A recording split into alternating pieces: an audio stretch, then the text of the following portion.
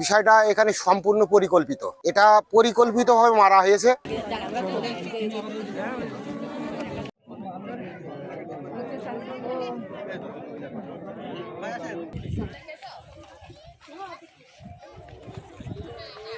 জুলুস সাত্তার হচ্ছে, সেও অনেক টাকা খেয়েছে।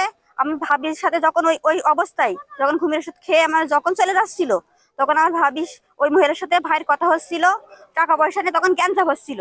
ছলি বাড়ি করেছে, সেই বাড়িও আমার ভাইয়ের টাকাই করা।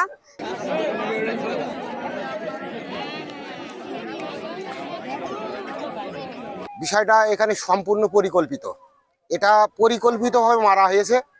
এই ছেলেটা একজন চাষি মানুষ। এই ছেলেটা চাষ করে খায়। তার একই দাগে তার চাচার কাছে শুনলেন 7-8 বিঘে জমি আছে এবং সেই জমিতেই চাষাবাদ করে।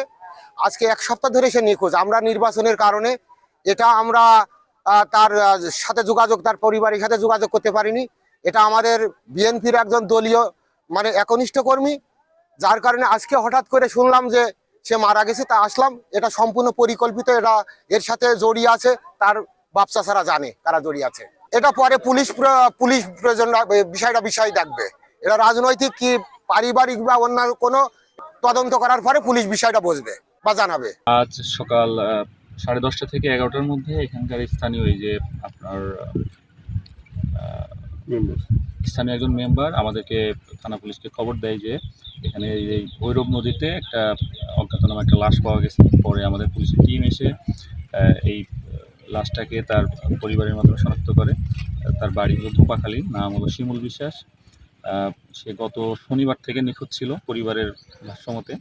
তো আমরা পরে আমাদের এখানকার লোকজনের সহায়তা আমরা লাশটা উত্তোলন করে লাশটা সুরতহাল করে এটা আমরা পোস্টমর্টমে পাঠিয়েছি এবং পরবর্তী আইনগত ব্যবস্থা আমরা এটার ভিত্তিতে নিব আর কি।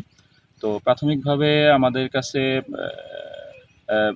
পোস্টমর্টমের রিপোর্ট ছাড়া আসলে বলা মুশকিল যে এটা আসলে হত্যা কি আত্মহত্যা বা কী ধরনের ঘটনা।